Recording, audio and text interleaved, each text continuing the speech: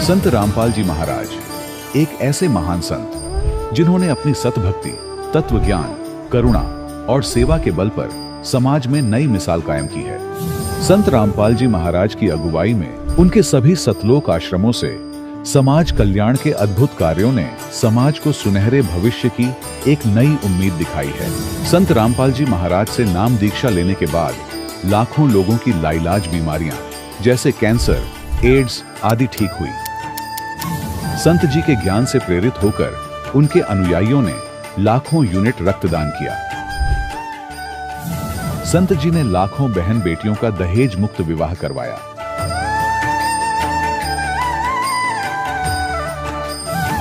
संत जी ने लाखों लोगों का नशा छुड़वाया, करोड़ों उजड़े परिवार बसे। संत जी के आश्रमों में समागम के दौरान निःशुल्क नेत्र चिकित्सा, दंत चिकित्सा प्रदान की जाती है। संत रामपाल जी महाराज द्वारा समय समय पर पर्यावरण संरक्षण के उद्देश्य से बड़े स्तर पर वृक्षारोपण किया जाता है। संत जी ने जरूरतमंदों को तत्काल राहत पहुंचाने के लिए एम्बुलेंस सेवा शुरू की। संत जी अपने अनुयायियों को देहदान के लिए प्रेरित करते हैं, जिससे मानवता की सेवा और चिकित्सा क्षेत्र में सुधार हो सके। संत रामपाल जी महाराज के सभी आश्रमों में हर रोज निःशुल्क भंडारा आयोजित किया जाता है, जहां हर वर्ग, हर जाति और हर धर्म के लोग एक साथ बैठकर भोजन करते हैं।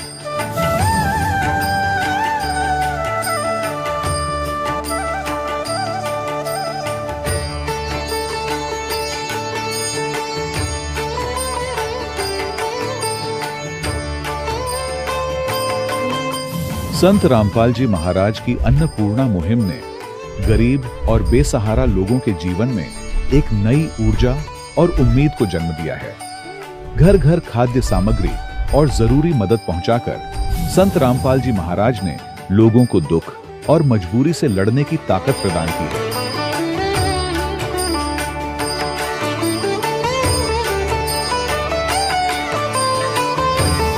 संत रामपाल जी महाराज द्वारा गरीब लोगों के लिए घर बनवाने का अद्भुत कार्य एक ऐसी मिसाल कायम कर रहा है जो सदियों सदियों संत जी की उदारता और दया भावना के तौर पर जाना जाएगा।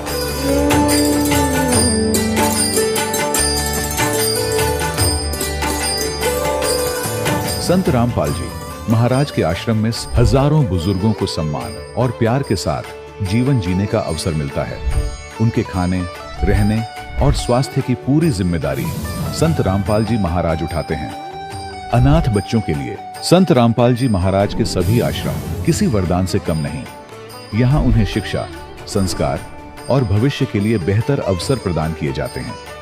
चाहे बाढ़ हो, भूकंप या महामारी, संत रामपाल जी महाराज और उनके अनुयायी हमेशा ही जरूरतमंदों के लिए सबसे आगे खड़े रहते हैं। कोविड महामारी के दौरान संत रामपाल जी महाराज के आश्रमों से करोड़ों लोगों के लिए भोजन, दवाइयां और जीवन रक्षक सामग्रियां उपलब्ध कराई गई। चाहे गरीब की मदद हो या किसी शोषित और पीड़ित वर्ग के हक और सम्मान की लड़ाई, संत रामपाल जी महाराज ने हमेशा ही उनकी दबी आवाज को सरकारों तक पहुंचाया है और उन्हें उचित न्याय दिलवाने में अहम भूमिका अदा की है।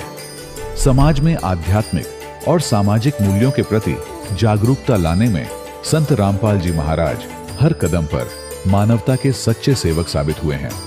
संत रामपाल जी महाराज का जीवन हमें सिखाता है कि सच्ची सेवा वही है जो निस्वार्थ भाव से की जाए। आइए हम भी इस महान सेवा के कार्य में इस महान संत से जुड़ें और संत रामपाल जी महाराज से नाम दीक्षा लेकर अपने जीवन को धन्य बनाएं।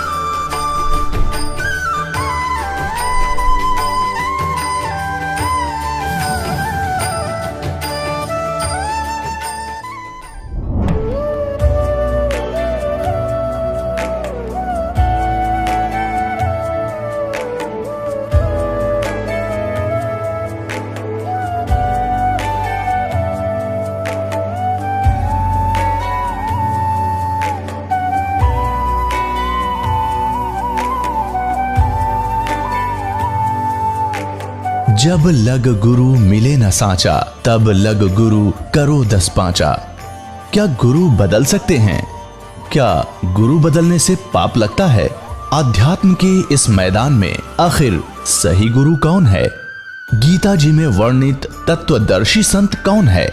इन सभी प्रश्नों के उत्तर जानने के लिए अवश्य सुनिए जगत गुरु तत्वदर्शी संत रामपाल जी महाराज के मंगल प्रवचन।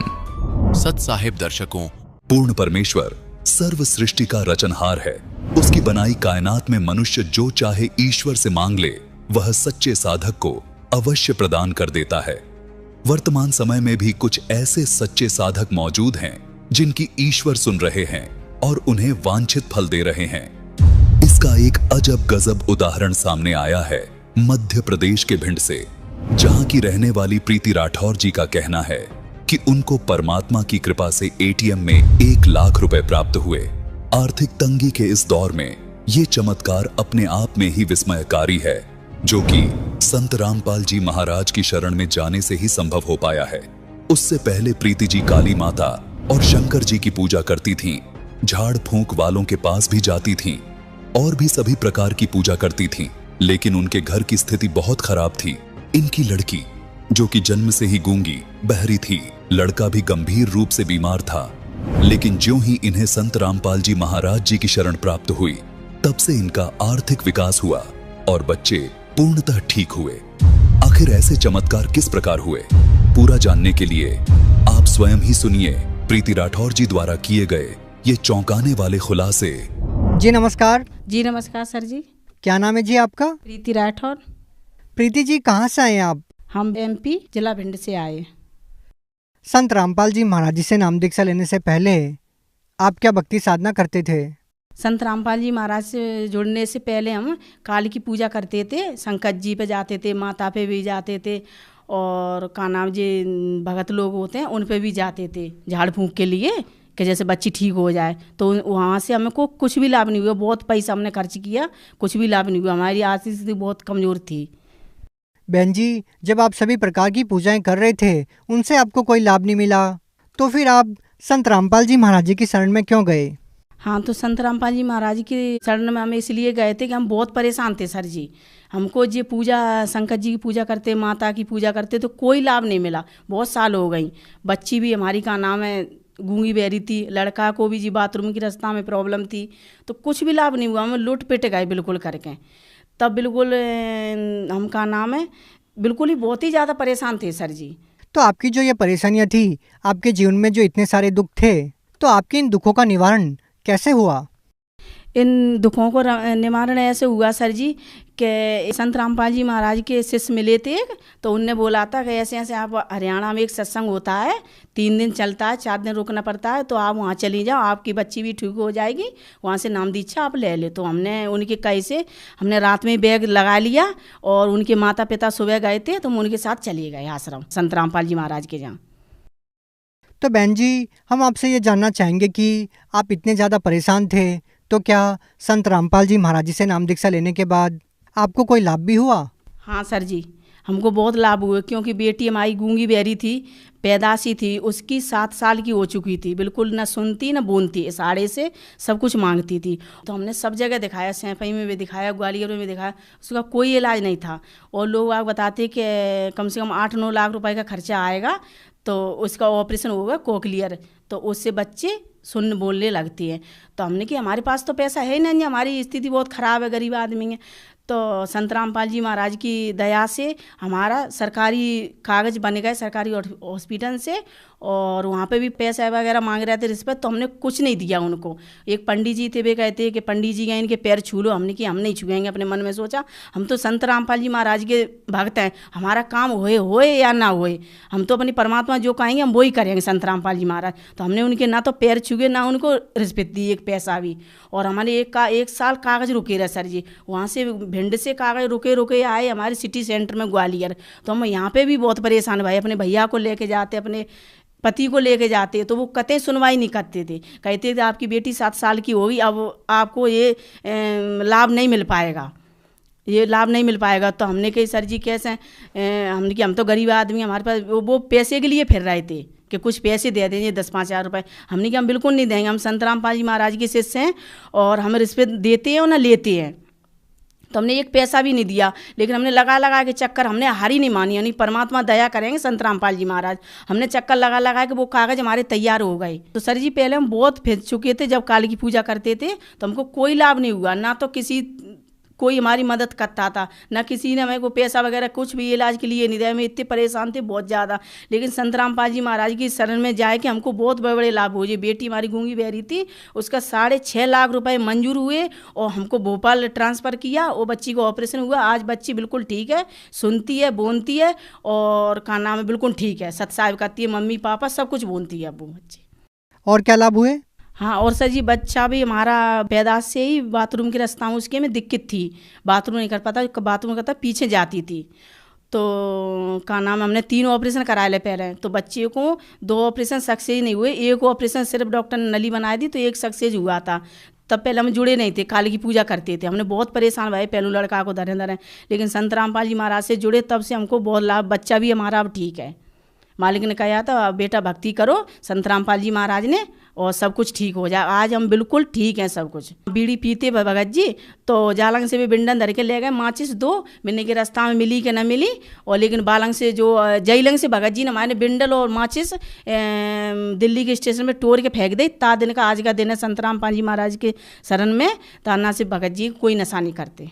एक बार की बात है, जैसे हमारे पास फ्रिज नहीं था तो बच्चे रोते ठंडे पानी के लिए, तो हमने कहा किसी का फ्रिज हमने की पुराना ही भी ले लें, 2-4 हज़ार रुपये का मिल जाएगा। तो कहीं भी नहीं मिला भगत सर जी हमको, हम 2-3 साल हो गए हमें फिरते फिरते, लेकिन हमारे पास 10,000 रुपये रखे थे। तहीं भगत हमारे पति ने कही कि ये रखा है और 2-4 हज़ार रुपये और ले लें किसी से तो फ्रिज आ जाएगा, तो हमारी किस्त आएगी बाकी जो बच्चे की जी LIC वाली डली है बीमा की। तो हमने के भी इनसे कही भाई साहब से, हमने कि भाई साहब अभी किस्त मत ले, अभी हमें फ्रिज लेना बच्चे के लिए, आप किस्त बाद में ले लें। बिन्ने कहे नहीं, फ्रिज आप उधार उठा लेना और हमारी किस्त हमें दे दो। तो हमने को उनको 6,000 के 8,000 रुपये हमने उनको दे दिए, हमारे पास 2,000 बचे सिर्फ। तो हम बहुत रोए, हमने कि अब हमारा फ्रिज नहीं लेवेगा, हमारे पास पैसे ही नहीं है। हाँ, तो फिर हम शाम के गए, हम ATM लेके, हमारी ATM में कुछ नहीं था सर जी, सिलेंडर के पैसे होंगे सब्सिडी कम से कम 2-2.5 हज़ार रुपये बस। तो हमने कि 2,000 निकाले और किसी से थोड़े थोड़े करके तो हमने कि फ्रिज ले लेंगे। लेकिन वहाँ गए थे सर जी तो हमारे वहाँ में बंदी छोड़ सतगुरु रामपाल जी महाराज की दया से वहाँ में 1,02,000 रुपये हमें अकाउंट में मिले। मालिक ने इतनी दया हम पे करी संत रामपाल जी महाराज ने। और कोई लाभ? कम से कम 17,500 रुपये का फ्रिज उठाया, काम पुराना भी नहीं ले पा रहे थे संत रामपाल जी महाराज की दया से। हाँ, हमारे पास कुछ नहीं था, मालिक की दया से, संत रामपाल जी महाराज की दया से सब कुछ है। हम थोड़े थोड़े से, हम मालिक की दया से सब कुछ है, हम पे बिल्कुल परेशान नहीं हो। खाते में 2,000-4,000 आते ही रहते हैं। और भगत जी को शुगर हो गई थी, 600 शुगर पहुंची, इतने कमज़ोर रह गए थे बहुत ज़्यादा, लेकिन मालिक की संत रामपाल जी महाराज की दया से भगत जी भी ठीक हैं। एक लाभ और हुआ, 2020 की बात है, बच्चा हमारा 7th में था, तो ये लॉकडाउन हो गया था, तो ऑनलाइन क्लासें चल रही थी, तो हमारे पास फ़ोन नहीं था बच्चे के लिए पढ़ने के लिए, इतनी आर्थिक हमारी कमज़ोर थी। तो बच्चा रोता था कि मम्मी फ़ोन दिला दो, पापा फ़ोन दिला दो, तो हमारे पास फ़ोन नहीं थे। लेकिन संत रामपाल जी महाराज की दया से, ऑटोमेटिक की परमात्मा की दया से उसके लिए काम पुराने फ़ोन के लिए फिर रहे थे। मालिक ने 14,000 रुपये का नया फ़ोन दिलाया संत रामपाल जी महाराज की दया से। बहन जी, जैसा कि आपने बताया कि संत रामपाल जी महाराज जी से नाम दीक्षा लेने मात्र से आपको इतने सारे लाभ हुए, तो जो लोग आज भी आपकी तरह परेशान हैं उन लोगों को आप क्या कहना चाहेंगे? उन लोगों को कहना चाहेंगे सर जी कि सबसे हमारा हाथ जोड़ के निवेदन है, भाई बहनों से, सबसे, माता पिता से, 500 से ज़्यादा संत रामपाल जी महाराज के आश्रम है पूरे विश्व में, तो वहाँ से जो नज़दीक आपको पड़े वहाँ से कांटेक्ट करें, आपको संत रामपाल जी महाराज से नाम दीक्षा लेके अपना कल्याण कराएं, सत्य भक्ति लेके आप भक्ति करें संत रामपाल जी महाराज की। आप भगत समाज को क्या संदेश देना चाहते हैं? भगत समाज को सर जी यही संदेश देना चाहते हैं कि जी आन उपासना कर रहे हैं, बहन भाइयों माता पिता सब, वो अपनी भक्ति छोड़ के काली की पूजा और जी संत रामपाल जी महाराज की भक्ति लेके आप अपना सब कल्याण कराएं सत्य भक्ति करके। जो व्यक्ति संत रामपाल जी महाराज जी से नाम दीक्षा लेना चाहते हैं वो नाम दीक्षा कैसे ले पाएंगे?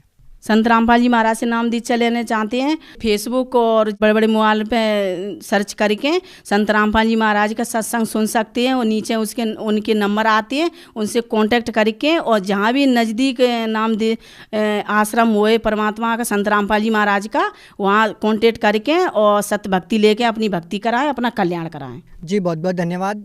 सत्साई। दर्शकों, अभी आपने सुने संत रामपाल जी महाराज से दीक्षा प्राप्त करके सुखी हुए भक्त के अनुभव। अब देखिए जगत गुरु तत्वदर्शी संत रामपाल जी महाराज के मंगल प्रवचन। जैसे दास का जन्म एक किसान परिवार में हुआ, हमारे घर पर ये व्यापारी लोग गेहूं चना लेने आते थे, तो पिताजी कहते थे भी पहले तेरी ताखड़ी जांच करा, इसमें कोई एरर तो नहीं है। तो उसमें एरर होती तो उसी कणक, जैसे चने बेच रहे लेने हैं तो चने उठा के एक मुट्ठी दूसरे पलड़े में डाल दिया जाता था ताकि वो एरर लेस हो जाए, उसमें कोई डिफेक्ट ना रहे, संतुलन ठीक हो जाए। वो पासेंग कहा करते, पासेंग डाल ले इसमें, और बट्टे रख दिए। और वो सौदा बाकी और करना होता है, 10 मन 20 मन चने लेने होते हैं, वो तोलने अलग से। वह पासेंग कोई सौदे में नहीं होती, वो एक मुट्ठी चने पड़े रहो। तो यहाँ क्या बताते हैं परमात्मा के एक सतनाम के सिमरण की इतनी कीमत है।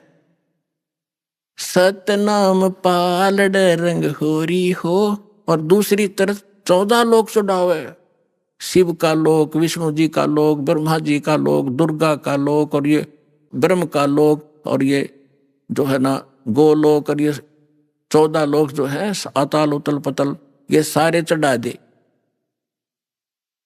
और 3 लोक पासेंग धर रंग होरी हो, ये 3 लोग तो पासेंग कोई सौदे में नहीं है।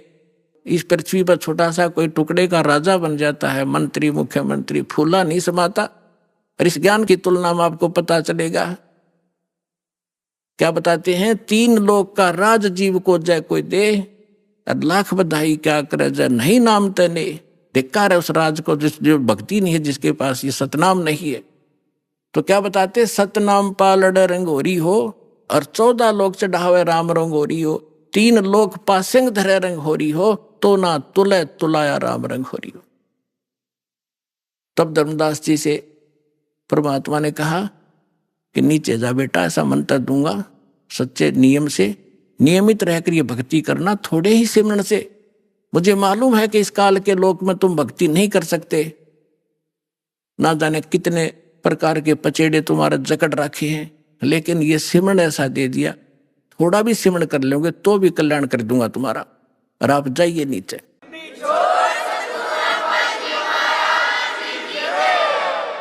अब जो ही धर्मदास जी नीचे आए, सामने बैठे वही भगवान पाए, शरण पकड़कर अकुलाए कि हे भगवान, वहां आपकी ऐसी शोभा थी शरीर की, वो यहाँ क्यों गुप्त कर रखी है? तो परमात्मा ने कहा कि यदि मैं उसी तेजो युक्त, उस शोभा युक्त यहाँ आ जाऊं तो मेरे को कोई देख नहीं सकता, क्योंकि चरम दृष्टि उस प्रकाश को नहीं देख सकती।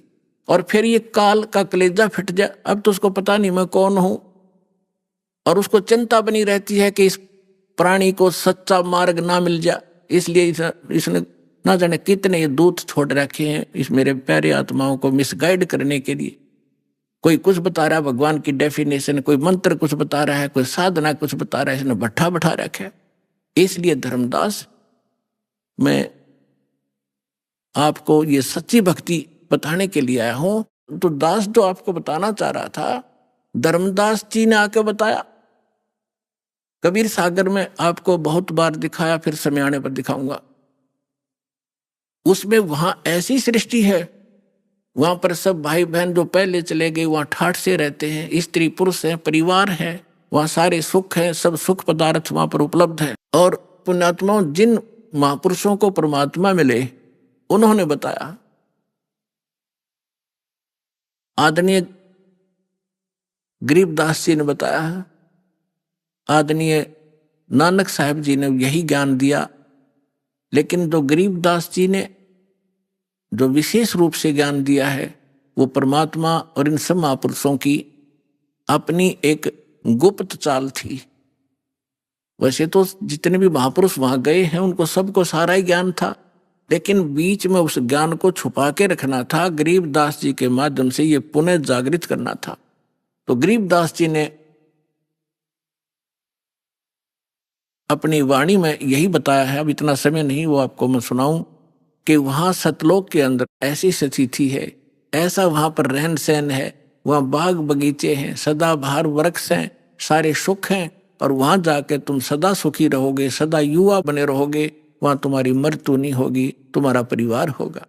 तो अब हमने इन बातों से ये विश्वास करना पड़ेगा कि जो भगवान बतावे, आंखों देखा संत बतावे, तो उस व्यवस्था में, उस ज्ञान में त्रुटि नहीं है। तो आपकी आशा, आपकी इच्छा जहां भी रहेगी, अंत समय में भक्ति करने वाले की, जहां आशा ता बासा हुई, आपकी इच्छा रहेगी बच्चों में, किसी अपने पशु में या महल में मकान कोठी घनी बड्डी बना ली है, 10-20 लाख रुपये लगा दिए, और मरते समय कोठी में ममता रहेगी, वही कितना या तो माखी मच्छर बन के आ जाएगा, या कितना कुत्ता बनकर बराबर में बैठेगा, कोठी में देखे जाएगा खड़ा खड़ा। तो कहने का भाव ये है कि जहां आशा ता वासा हुई, मन कर्म वचन सुमरियो सोई। तो आपने ये भक्ति करते समय आप जी ने एक ऐसी दृढ़ इच्छा बनेगी, वैसे बनाए से नहीं बनेगी।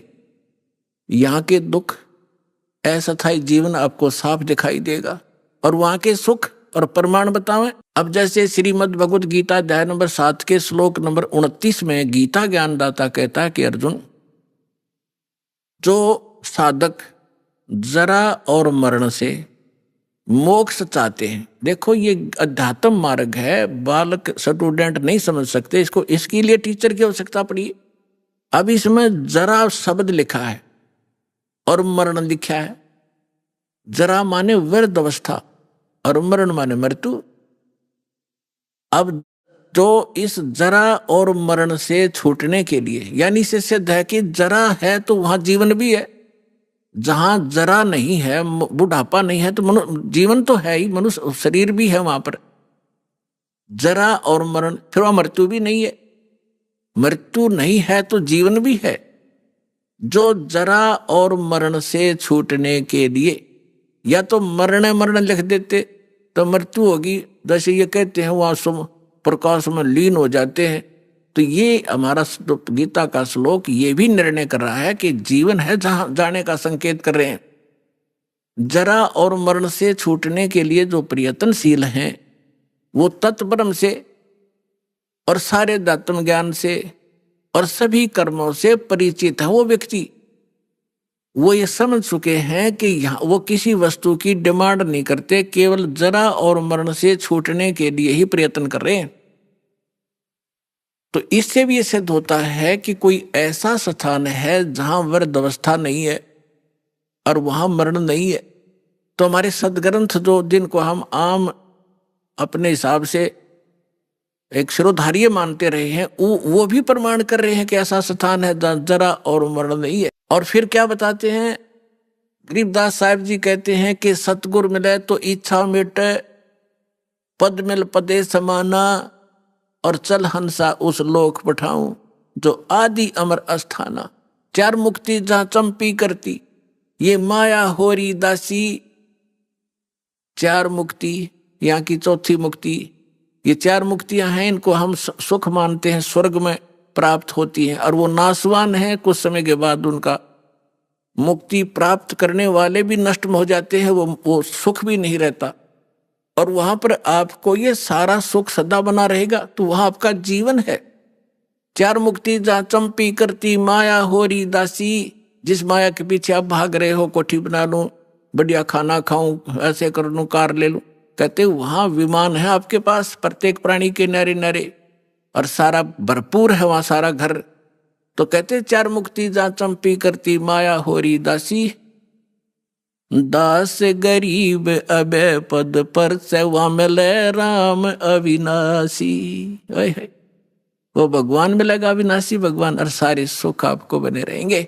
वो स्थान है सतलोक, जहां आपको इस मंत्र और साधना से पहुंचाया जाएगा। आपके बहुत ही सौभाग्य है पुण्यात्माओं, आपको ये स्थान मिला, यो भगवान मिला और सच्चा यो सतनाम मिला। इसको बना के रखना और सिर धड़की बाजी लगा दो। कहते समझा है तो सिर धर पाओ, बहुर नहीं रे ऐसा था। परम पिता परमात्मा पूर्ण ब्रह्म सारी सृष्टि के रचनहार कबीर देव जी, कबीर साहिब जी, वो धानक कबीर, दुल्हा कबीर, काशी के अंदर जो एक सिंपल मैन की तरह रहा करते थे। पुण्यात्माओं, समर्थ कभी लोग दिखावा नहीं करते। कबीर साहब कहते हैं बड़े बड़ाई ना करें, छोटा बहुत इतरावे, और जो प्यादा फर्जी हो वो टेढ़ा मेढ़ा जावे। परमात्मा क्या कहते हैं, जैसे ये कच्चे रास्ते पैदल चलने के खेतों में से बना लिए जाते हैं,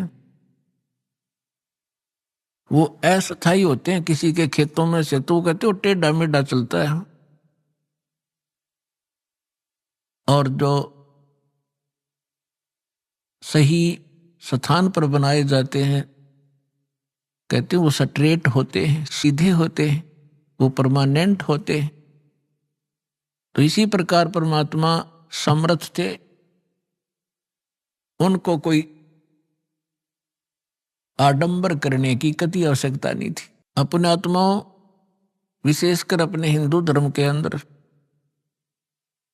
हम जिनको भगवान माना करते थे वे सभी कोई राज्य पद को प्राप्त थे। भगवान श्री राम को, भगवान श्री कृष्ण को, विशेषकर हम इन्हीं को भगवान मानते थे। तो पुण्यात्माओं, जिसके पास यहाँ इस संसार की छोटी मोटी पावर हो, एक SHO है, एक छोटा सा अधिकारी होता है एक छोटे से क्षेत्र का, उसके हाथ में डंडा होता है, दंड देने की कुछ उसके पास पावर जो होती है। अब वो तो अपने आप ही भगवान है उस क्षेत्र में। कोई मंत्री है, उसके पास पावर है छोटा मोटा राहत देने की, तो वो तो आप भगवान है, सबको स्वीकार्य है। और पुण्यात्मा एक झोपड़ी में रह के और कपड़ा बुना करते थे, कभी कभी कुर्ता भी नहीं पहनते थे, धोती में रहते थे। हैंड टू माउथ उनका निर्वाह था। ऐसे को भगवान कोई सपने में भी नहीं मान सकता। लेकिन पुण्यात्माओं, जब हम पारखी हो जाएंगे, हम लाल की परख करना जान जाएंगे, फिर अपने आप समझ में आ जाएगा हु इज गॉड। आज आपको परमात्मा कबीर जी के बारे में बहुत सी धारणाएं गलत फैला रखी थी। कोई कहा करते थे वो एक विधवा ब्राह्मणी के पैदा हुए थे, शर्म के मारे वो कहीं सरोवर के किनारे डाल आई थी। एक नीरू नीमा नाम के जुलाहा थे, संतान थे, वो उठा लाए थे और बड़ा होकर के वो जुलाहे का काम करते थे। और फिर ये भी कहा करते थे कबीर एक कवि थे। फिर जब हम इस संत मार्ग में आए, संत मार्ग के अंदर इनको भगत जन संत कहा करते थे, कुछ एक इनको भगत कबीर कहा करते थे, एकाद ने इनको संत कबीर भी कहा है। लेकिन कबीर पंथी भी कबीर जी को परमात्मा नहीं मानते, वो सतगुरु कहते हैं। तो यहां गरीबदास जी कहते हैं एक ना भूला दो ना भूली, भूली सब संसारी। सब कुछ भूला हुआ है परमात्मा कौन है। और जिसके नाम पर रोटी खाया करते कबीर पंथी, उनको नहीं पता कबीर साहब समर्थ हैं, सृष्टि रचनहार हैं, वो भी केवल एक सतगुरु कहा करते हैं। उन सब की वीडियो, उनके प्रवचन, इंटरव्यू रिकॉर्ड किए जा चुके हैं। ईब चाहे वह कितनी बकवाद करो, समाज को सब पता लग गया उनका कितना नॉलेज था।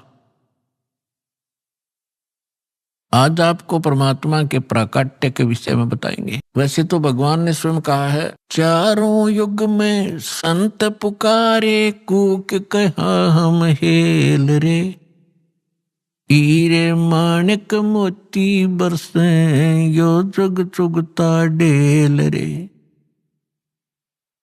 परमात्मा कहते हैं चारों युगों में मैं आया और प्रत्येक युग में अच्छी आत्माओं को, संतों को मिला, उनको अपने से परिचित कराया और उन महापुरुषों ने मुझसे परिचित होकर के मेरी महिमा ढोल के डंके पे स्थान स्थान पर जाके सुनाया।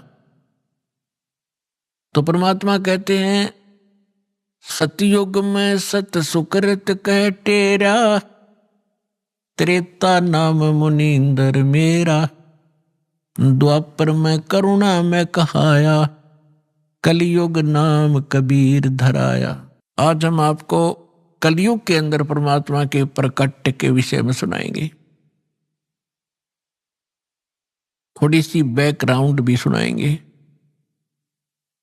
द्वापर युग में एक सुदर्शन नाम के सुपच थे, शेड्यूल कास्ट थे, वाल्मीकि जाति में जन्मे थे और वो उस समय परमेश्वर कबीर जी करुणामय नाम से प्रकट थे द्वापर में।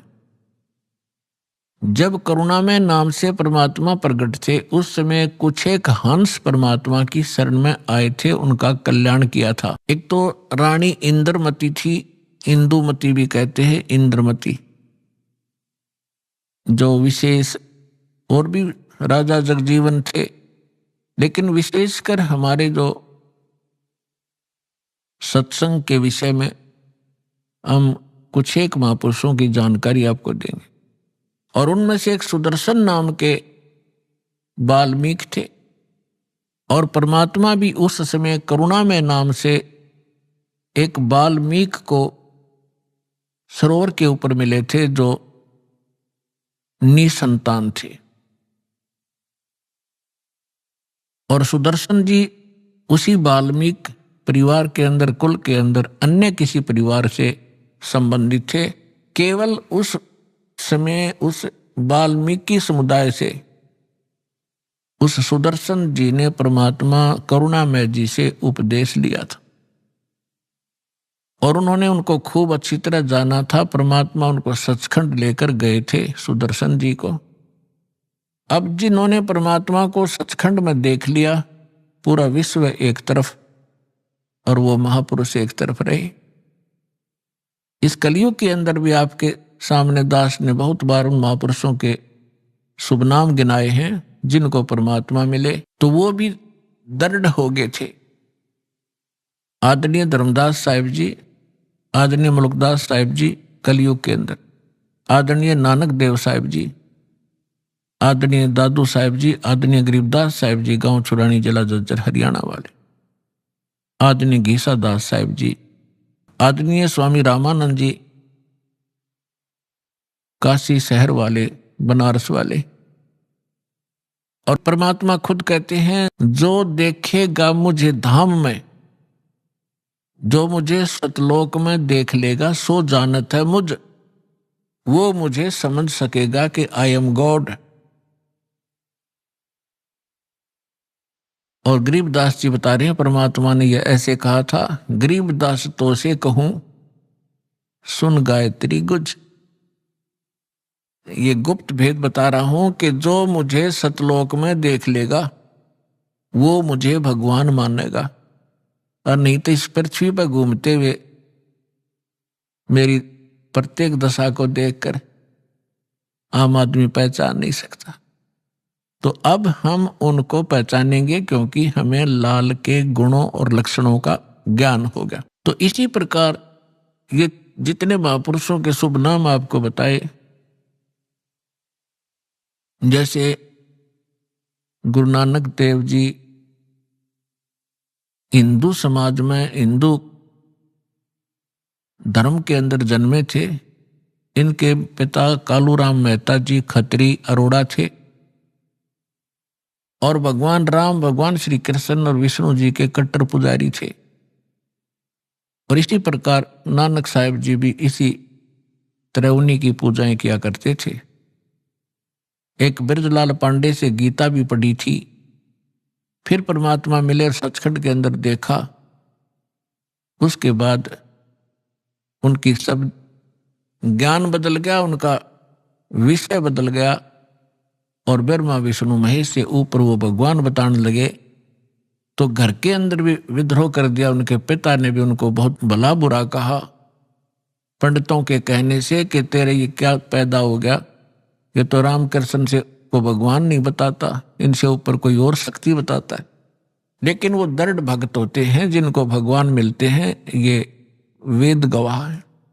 तो उन्होंने परवाह नहीं की। सारा संसार एक तरफ, पूरा समाज एक तरफ और गुरु नानक देव जी एक तरफ। वो दृढ़ रहे और सफल हुए। इसी प्रकार वाल्मीकि जी, सुदर्शन जी अकेले ही उनके उस समय उस क्षेत्र में भक्त बने। और सुदर्शन जी के माता पिता ने परमात्मा की शरण ग्रहण नहीं की, ना नाम लिया ना दीक्षा ली। तो जब वो मृत्यु को प्राप्त हो चुके और सुदर्शन जी से परमात्मा ने कहा कि सुदर्शन भक्ति कर बेटा और तुझे सतलोक ले चलता हूं। तेरे मन में कोई इच्छा हो वो बता दे। यदि तेरे मन में कोई इच्छा इस लोक की शेष है तो बेटा पार नहीं होगा।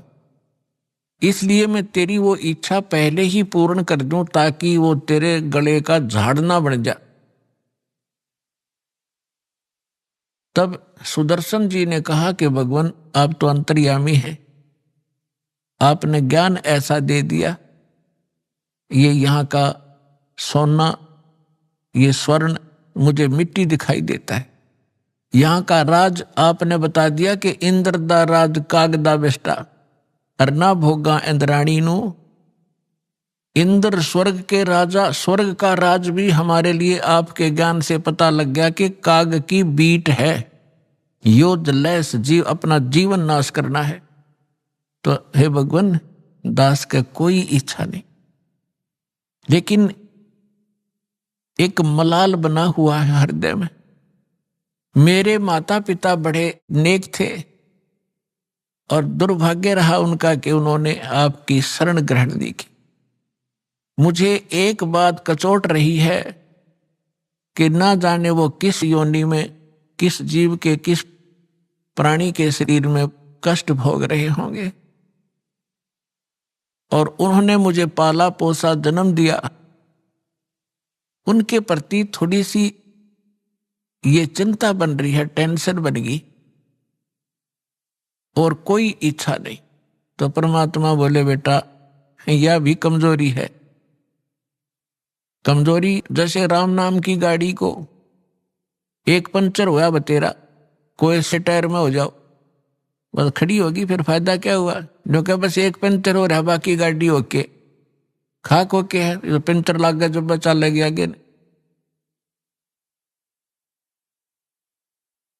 तो परमात्मा जान समझिए कि यह भी वीकनेस है तेरे अंदर, बेशक कितना औपचारिकता कर रहा है बेटा।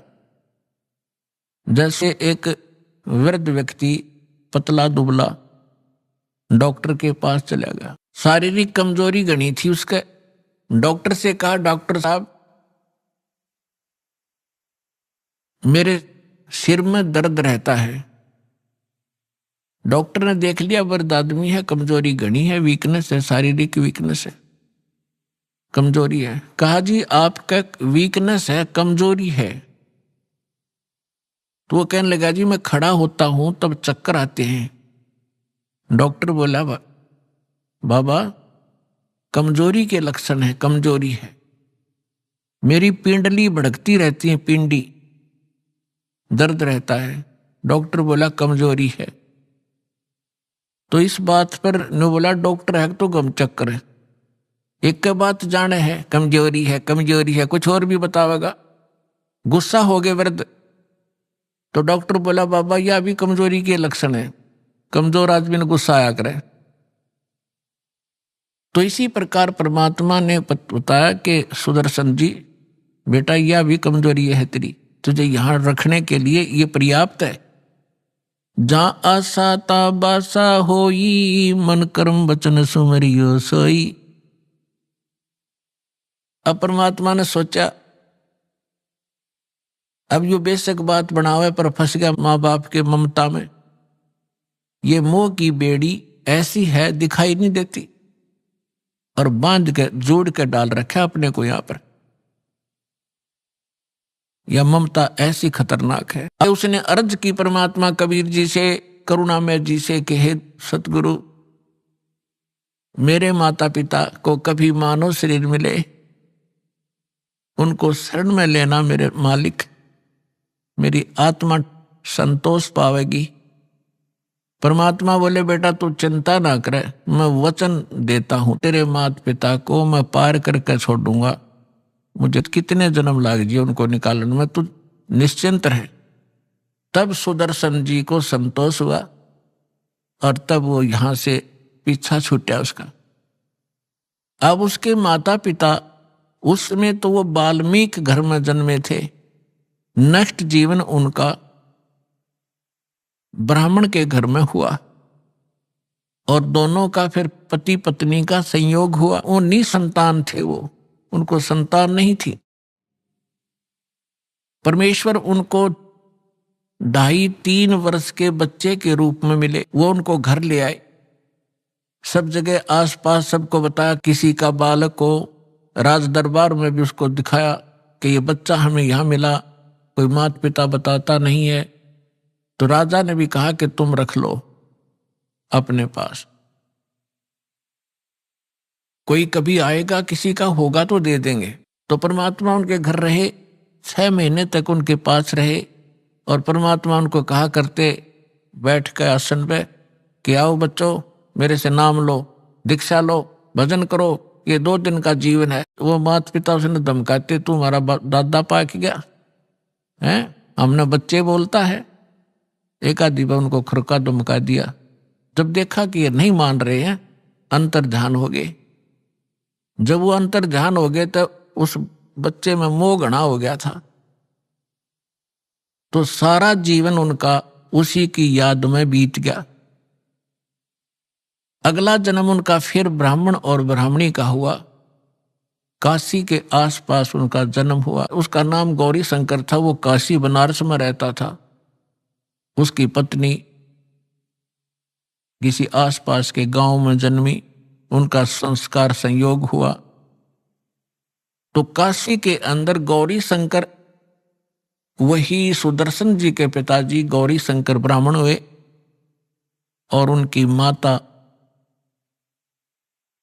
सरस्वती नाम से गौरी शंकर के साथ पत्नी रूप में रही। गौरी शंकर जी भगवान शंकर के बहुत पुजारी थे और नेक आत्मा थे। अभी आपने सुने संत रामपाल जी महाराज के मंगल प्रवचन। आइए अब सुनते हैं संत रामपाल जी महाराज से नाम दीक्षा लेकर सतभक्ति करके अद्भुत लाभ प्राप्त करने वाले अनुयायी के विचार। दर्शकों, बेरोजगारी की समस्या व्यक्ति को तोड़कर रख देती है, खास तौर पे तब जब घर में कमाने वाला एक हो और उसके ऊपर पूरा परिवार आश्रित हो। घर में बीमारी ने भी दस्तक दे रखी हो और आंखों के सामने परिवार का कोई सदस्य भयंकर बीमारी से जूझ रहा हो। ऐसे में व्यक्ति जिंदगी से तंग आ जाता है और उसकी सोच तथा समझ जब साथ देना बंद कर दे तो वो परमेश्वर को याद करता है। ईश्वर में आस्था रखने वाले अमर चक्रधारी जी, जो कि महाराष्ट्र पुणे में रहते हैं, एक समय पर उनका जीवन ऐसे मोड़ पर आ गया था जब उनकी जेब में केवल 500 रुपए रह गए थे और ये अपने छत्तीसगढ़ के मूल गांव में लौटने का विचार बना चुके थे। लेकिन उन्हें विश्वास था परमेश्वर पर, प्रभु की महिमा पर। उसी अटूट श्रद्धा और विश्वास ने इनके साथ अनहोनी कर डाली। अमर चक्रधारी जिस दिन गांव लौटने की सोच रहे थे, उसी दिन उन्हें 60 लाख का टेंडर मिला और 50,000 उन्हें काम शुरू करने से पहले एडवांस में मिल गए। ये चमत्कार हुआ इनके गुरुदेव संत रामपाल जी महाराज की असीम कृपा से, जिनके द्वारा बताई गई सतभक्ति अमर चक्रधारी जी कर रहे थे। जैसे जैसे समय आगे बढ़ा, अमर चक्रधारी जी का आर्थिक विकास होता चला गया। आज इनके पास करोड़ों की संपत्ति है, 3 मंजिला मकान और 8 लाख की गाड़ी है। जाने कैसे रोड पर आ चुका इंसान बना करोड़पति, सुनिए इन्हीं के द्वारा इनकी पूरी आप बीती। जी नमस्कार। नमस्कार सर जी। क्या नाम है आपका? अमर चक्रधारी भगत जी। कहाँ से आए हैं आप? सर वैसे तो छत्तीसगढ़ से हूँ, मगर रहता महाराष्ट्र पुणे में। संत रामपाल जी महाराज से नाम दीक्षा लेने से पहले आप क्या भक्ति साधना करते थे? सर संत रामपाल जी महाराज की भक्ति करने से पहला मैं संतोषी माता का व्रत रखता था, और ऐसे जो पारंपरिक हमारे छत्तीसगढ़ में जो पूजाएं होती थी, अपना गणेश पूजा और नवरात्रि, ये सभी अपने पूजा करते थे। सर जो हिंदू धर्म में पारंपरिक पूजाएं होती है वो सभी प्रकार की पूजाएं आप कर रहे थे, तो फिर आपको संत रामपाल जी महाराज से नाम दीक्षा लेने की क्या जरूरत आन पड़ी? सर ये सब पूजा करते हुए भी अपने को ये खाली कुछ भी लाभ नहीं होता था भगत। इतने सारे अपन पूजा करते थे मगर अपने हाथों में कुछ भी नहीं आता था। बहुत सारी पूजा करने के बाद ऐसा दिखता था नहीं था कि अपने को कुछ लाभ हुआ हो अपनी ज़िंदगी। इसलिए थोड़ा सा कि पिताजी ने हमको ये बोला कि भाई ऐसा ऐसा भक्ति है तो आप करके देखो। तो हम वो बार बार इग्नोर करते थे, कहाँ इस बाबा बाबा के चक्कर में पड़ेंगे, और ये अपना ठीक है, इतना अपना अच्छा चल रहा है। तो पिताजी फिर भी बार बार हमको प्रेशर करते थे, नहीं भाई कर लो कर लो। तो मैंने ऐसे एक बार चैलेंज कर दिया था, नहीं तुम्हारा गुरुजी चलो, मुझे तो एक टाइम नहीं मिलता, 7 बजे से सुबह काम पे लगने के बाद 7 बजे तक काम करता हूँ, और तुम्हारा गुरुजी क्या मुझे खाने पीने को थोड़ी ना देगा। टीवी लेने के लिए बोलते हैं, टीवी लेने के लिए क्या तुम्हारा गुरुजी पैसा देगा क्या? तो पिताजी ने भी ऐसा ही बोल दिया कि हाँ क्यों नहीं देगा, अपना गुरुजी सबको देता तो तुमको भी देगा। ठीक है मैं तुम्हारे गुरुजी को देखता हूँ और मैं बोलता हूँ, फिर मैं लेता हूँ, यानी कि टीवी आपका गुरुजी पैसा दिया। तो बाद में क्या हुआ भगत जी, मैंने टीवी ली। भगत जी फर्स्ट टाइम ही मेरे को, जब भी मैंने मेरे पिताजी के बोलने से मैंने वो सब किया, बाद में मुझे 3 लाख रुपए का 3 महीने में ऐसा लाभ हुआ। तब उस समय मैं जुड़ा नहीं था। बाद में मेरे दिल में ऐसे जगह बन गई, यार इतना ये कैसा क्या हो गया। तो बाद में पिताजी ने मैं बोला देखो कितना तुमको अच्छा लाभ हो गया, अभी तुम क्या करो, नाम दीक्षा लो और वो भक्ति करो। तो मैं उनको झूठ मूठ का ऐसा ही बोल दिया कि ठीक है अपन करेंगे। बाद में मेरी शादी तय हो गई। शादी में कैसे भगत जी, छत्तीसगढ़ में मेरा शादी होना था, तो मेरे शादी में 4 बकरे कटना था। 4 बकरे कटना था, तो उसके जितने भी ब्लड है ना, उसमें मुझे चल के, जो हमारे कुल देवता है उसमें मुझे पाँव में चल के वो निशान करके मुझे कुल देवता के पास में जाना था। तो मैं मेरे चाचा लोग को बोला कि मुझे ये नहीं होने वाला है, आप लोग कुछ दूसरा रास्ता निकालो। तो सब लोग गांव वाले बोलने वाले, घर वाले बोलने लगे, नहीं ये तूने नहीं किया तो तू मर जाएगा। तो मैं बोला नहीं मुझे मालूम नहीं, मैं मर जाऊंगा जिंदा हो जाऊंगा, ये मुझे मालूम नहीं, मुझे ये अच्छा नहीं लग रहा, मुझे नहीं करना है।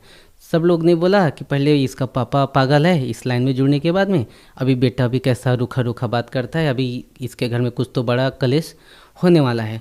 मैंने उनको बोला जो होगा देखा जाएगा, आप लोग शादी की तैयारी करो। बाद में शादी तैयारी करने के बाद में भगत जी मैं गांव गया, मेरी शादी हो गई। शादी होने के बाद में मैं अपना फिर महाराष्ट्र आ गया। महाराष्ट्र आने के बाद में मेरे पिताजी फिर फ़ोन करने लगे कि बेटा क्या हुआ है, क्या कुछ तैयारी जाते हैं। तो पिताजी का ज़्यादा ऐसा प्रेशर होने का, तो मैं बोला चलो यार इनका भी कुछ रह जाएगा मान सम्मान, चलो एक बार घूम के आते हैं। तो घूम के आने के बाद भगत जी उधर गए। जाने के बाद में वहाँ का माहौल बहुत अच्छा लगा, मगर अपन ऐसे फॉर्मेलिटी गए थे। पिताजी हमको प्रेशर करता था और मेरी भक्तमती को भी बोला था हम नहीं उधर जुड़ने वाले, अपन खाली घूम के आ जाएंगे, इनका भी मन शांत हो जाएगा, अपन को बार बार बोलेंगे नहीं। उधर जाने के बाद ये भगत जी अच्छा सा लगा, मगर मन भी नहीं हुआ कि जुड़ जाते हैं। बाद में वहाँ का कुछ नियम था कि भाई संत रामपाल जी महाराज से आशीर्वाद लेने से पहला आपको नाम दीक्षा लेनी होती है। मैं बोला यार इतना दूर आए हैं यार, आशीर्वाद ले लेते, चलो झूठ मूठ का ना अपन नाम दीक्षा ही ले लेते, परमात्मा चलो आशीर्वाद है, कुछ तो अपना अच्छा कुछ हो जाए बोल के अपन जुड़ गए। चलो जुड़ जाते, देखेंगे आगे कुछ होगा देखी जाएगी। तो मैंने नाम दीक्षा ले ली। नाम दीक्षा लेने के बाद में फिर लाइन में लगा। माइयों की तरफ से परमात्मा आशीर्वाद देते आए, फिर हमारी तरफ से फिर परमात्मा आशीर्वाद देते गए। मुझे आशीर्वाद देने के बाद में फिर माइयों की तरफ में आशीर्वाद देने के लिए फिर भगत लोग पंडा हटा दिए, फिर दूसरा लाइन लगा। उस लाइन में फिर मैं ज़बरदस्ती घुस के फिर एक बार परमात्मा का आशीर्वाद लिया। बाद में मुझे अच्छा सा सुकून अच्छा लगा, ऐसा लगा कि जैसे कि मुझे कुछ बोझ सर से हट गए। ये दुनिया का झंझट ही ऐसा है कि उधर कहाँ मर रहे थे, इधर ही चलो ठीक ठाक है, कुछ लफड़ा नहीं है, यहाँ सब अच्छे विचार वाले लोग रहते हैं। तो सर, जब आपने संत रामपाल जी महाराज से नाम दीक्षा ली, संत रामपाल जी महाराज से नाम दीक्षा लेने के बाद क्या कोई लाभ भी मिला आपको? हाँ, लाभ तो बहुत सारा मिला सर जी। जब हम लोग महाराष्ट्र आए, मेरी भगतमती प्रेग्नेंट थी। मेरा ये लड़का होने के बाद में भगत जी उनका एक स्तन से दूध आना बंद हो गया। तो हमने डॉक्टर से दिखाया, उन्होंने बोला बहुत खर्चा हो गया। उस समय हमारी आर्थिक स्थिति बहुत ख़राब थी सर, क्योंकि गाड़ी एक्सीडेंट होने के कारण सब पैसा, सोना चांदी जितने भी घर थे सब खत्म हो गई थी। तो माता पिता भी ने हाथ उठा दिए थे कि हमारे पास कुछ भी नहीं, हम ब्याज से भी लेके पैसा ऐसा खर्च किए थे, लेबर लोग को पेमेंट दिए थे, तो हमारे पास कुछ भी पेमेंट नहीं था। मैं भगत मित्र को बोला, भाई अपने पास कुछ भी रास्ता नहीं, अपन रोड पे आ चुके हैं, तुम परमात्मा के साथ चाहे चैलेंज करके जुड़ जाओ, चाहे कुछ भी जो, एक बार जुड़ जाओ और तुम्हारा ऐसा ऐसा हो जाएगा, तो आप जुड़ परमात्मा की भक्ति करना, ठीक हो जाए तो करना, नहीं तो कोई बात नहीं भाई, ज़बरदस्ती नहीं है।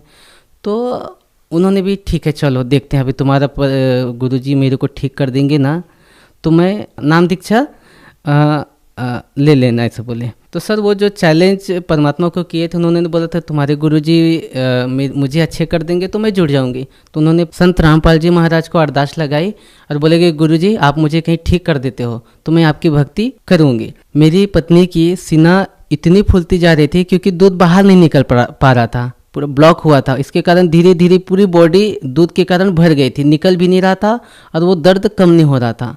बाद में संत रामपाल जी महाराज को चैलेंज किया कि आप मुझे बिना पैसे के यदि ठीक हो जाता है तो आपके संत रामपाल जी महाराज से मैं नाम दीक्षा ले लूँगी। तो मैं बोला ठीक है, आपके संत रामपाल जी महाराज सब ठीक करेंगे, आप पहले दीक्षा ले लो। उन्होंने अरदास लगाई, भगवान आप मेरी ये प्रॉब्लम है सॉल्व कर दो, हमारे पास पैसा कुछ भी नहीं, हमारी आर्थिक स्थिति खराब है, डॉक्टर भी ऑपरेशन के लिए बोल रहे हैं, हमारे पास पैसा भी नहीं है, हमारी आर्थिक स्थिति भी बहुत खराब है, आप हमारे ऐसा हमारा प्रॉब्लम सॉल्व हो जाएगा तो मैं आपकी भक्ति करूँगी। तो परमात्मा की ऐसे चमत्कार हुई भगत जी, बिना दवाई के एक 15 से 20 दिनों के अंदर में वो स्वस्थ हो गई। वो फिर फूट के वहाँ से मवाद निकला, फिर धीरे धीरे उसमें हमने मेडिकल में ही जा के एक 20 रुपये का पाउडर होता है वो डाल के ऐसा उसको दवाई लगा के ठीक हो गया। अब डॉक्टर के पास में गया नहीं कि बड़ा ऑपरेशन का ऐसा कुछ खर्चा ही नहीं आया। फिर संत रामपाल जी महाराज के कारण मेरी धर्मपत्नी की तबीयत ठीक हो जाने के कारण उसको पूर्ण लाभ हुआ। आज वो नाम दीक्षा ले चुकी है और मस्त मेरे से अच्छी वो अभी भक्ति कर रही है। अभी हमारा वापस मैं सांगली चला गया अपनी जगह पे जहाँ पे रहता था। वहाँ जाने के बाद अपना आर्थिक स्थिति थोड़ा ख़राब हो गया था। उसके बाद में हम गांव जाने वाले थे, मेरे पास लास्ट 500 रुपये ही बचा था। तो सर जी मेरे पास लास्ट 500 रुपये थे, तो हमने नियोजन कर लिया था कि भाई चलो महाराष्ट्र से छत्तीसगढ़ जाते हैं और अपना कुछ नहीं है, इधर पूरा बिजनेस थोड़ा सा लॉस हुआ, अपन उधर ही जाके कुछ तो खेती बाड़ी करेगी। सर जी वहाँ से फिर मेरे को एक फ़ोन आया, संत रामपाल जी महाराज से हमने अरदास लगाई थी, तो परमात्मा ने संत रामपाल जी महाराज ने वहाँ से उनका आदेश आया था कि परमात्मा दया करेंगे, आप लोग भगवान की भक्ति करते रहो। संत रामपाल जी महाराज का ऐसा आदेश आया। तो भगत जी हम 500 रुपये ही मेरे पास था, गया तो वहाँ से फ़ोन आया कि आपको एक 60 लाख का टेंडर आपको हम देते हैं। तो मैं कम से कम भगत जी उनको सर जी उनको 50 बार बोला कि ये मुझे कैसे आ सकता है, मैं तो ये बिल्डिंग बनाने का काम ही नहीं करता, मैं लेबर कॉन्ट्रैक्टर हूँ। लेबर कॉन्ट्रैक्टर, आप मुझे बिल्डर का काम बता रहे कि आपको हम इतना पैसा देंगे और आपको हमारा घर बना के देना पड़ेगा। तो कम से कम उसको मैं 50 फ़ोन लगाया और बाद में पूरा वेरीफाई किया कि भाई सच में ऐसा है क्या। तो बोले हाँ है। तो बोले नहीं मुझे यकीन नहीं होता।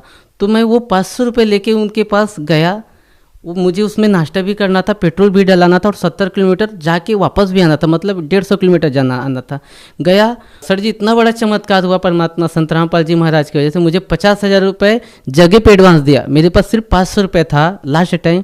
जब मुझे 50,000 रुपये दिया तो मेरी वहाँ पे आंसू निकल गए। मैं बोला भगवान ये क्या मेरे पास इतना बड़ा चमत्कार हो गया कि मैं यहाँ का अनजान, मैं छत्तीसगढ़ का रहने वाला, ये मुझे 50,000 कैसे दे दिए, क्या हुआ कैसे हुआ बोल के। बाद में मैं यहाँ से काम से रोते 70 किलोमीटर तक घर वापस गया, भगतमती को पैसा दिखाया। बाद में मैं बोला देखो परमात्मा ने मुझे 60 लाख का मुझे काम दिया है। भगतमती को विश्वास नहीं। मैं बोला देखो मेरे अकाउंट में पैसा है और 500 रुपये का मिठाई लेके गया था बगीचा। मेरे बच्चा था ना, मैं जब मिठाई भी इसके लिए लेने के लिए जाता था दुकान में तो मेरे पास पैसा नहीं रहता था। मैं सोचता था कि मैं तेल लेके जाऊं कि मेरे बच्चे के लिए 5 रुपये का कैडबरी लेके जाऊं। इतना मेरी हालत ख़राब थी, मुझे कुछ भी समझ में नहीं आता था, इतना वीकनेस हो गया था। मगर परमात्मा ने जब 50,000 रुपये दिया, रोते रोते पूरा वहाँ तक गया अपनी भगत में। मेरी भगत में भी इतना रोने लगी, देखो इतना बड़ा चमत्कार कर दिया परमात्मा कि अपन अच्छे से भक्ति करेंगे, ये दुनिया के लफड़े में नहीं पड़ते अपन। सब जो दुनिया अपने को रखे या ना रखे, संत रामपाल जी महाराज को जिंदगी भर अपन छोड़ेंगे नहीं। जान दो दुनिया की, अपना अपन दुनिया की सुनने वाले नहीं, अपने छोकर गांव निकाला करे, चाहे दुनिया से कहीं से कुछ हो, अपन परमात्मा को नहीं छोड़ेंगे। ये इनका जीवन दान देने का मेरे को भगत जी अभी के डेट में कम से कम 60 लाख मुझे काम मिलने के बाद सर जी मैंने उनका पूरा काम कंप्लीट किया। कम से कम 1.5 करोड़ का अब तक काम किया उनका भी। मेरा काम अभी कम से 8 साइड मैंने फाइनल की है।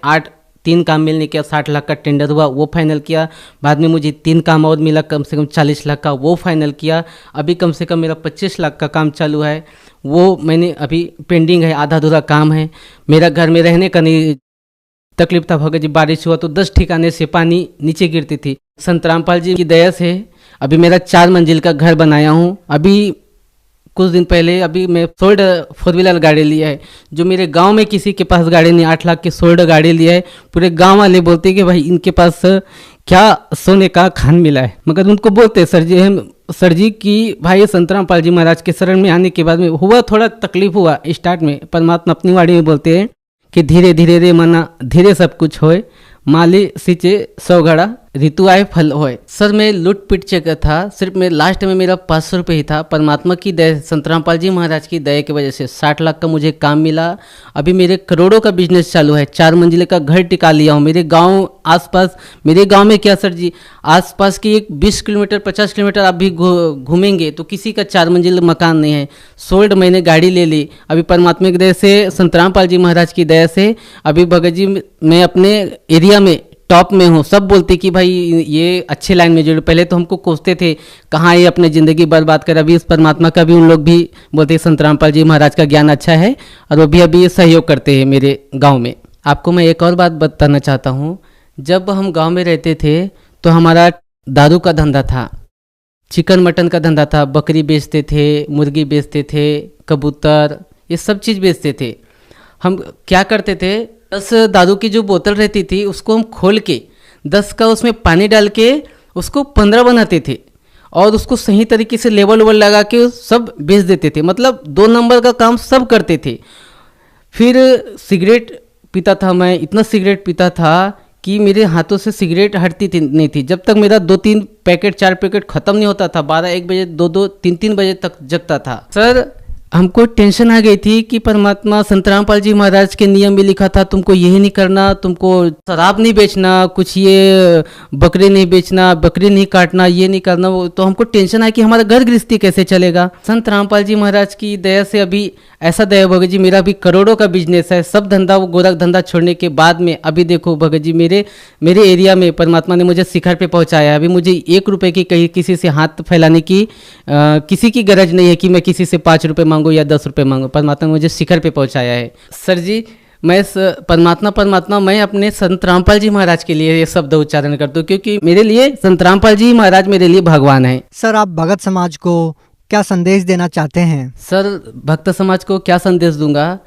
कि मेरा देखो ना सर जी, मेरा पहला कैसा था, हम लोग इतने दारू बेचते थे, सब बुरी सी बुरी धंधा करते थे, फिर भी हमको बरकत नहीं मिली।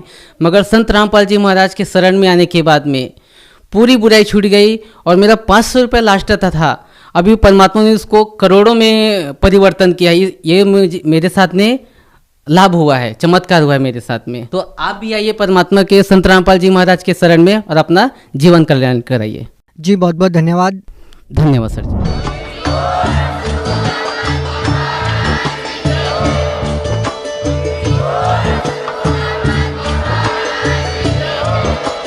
आप सुन रहे थे जगत गुरु तत्वदर्शी संत रामपाल जी महाराज जी के मंगल प्रवचन। अधिक जानकारी के लिए विजिट कीजिए हमारी वेबसाइट www.jagatgururampalji.org। संत रामपाल जी महाराज जी के शुभ आशीर्वाद से पूरे विश्व भर में 500 से भी ज्यादा नाम दीक्षा केंद्र हैं, जिन पर संत रामपाल जी महाराज जी द्वारा ऑनलाइन निशुल्क नाम दीक्षा दी जा रही है। अपने नजदीकी नाम दीक्षा केंद्र का पता करने के लिए संपर्क करें 8222880541।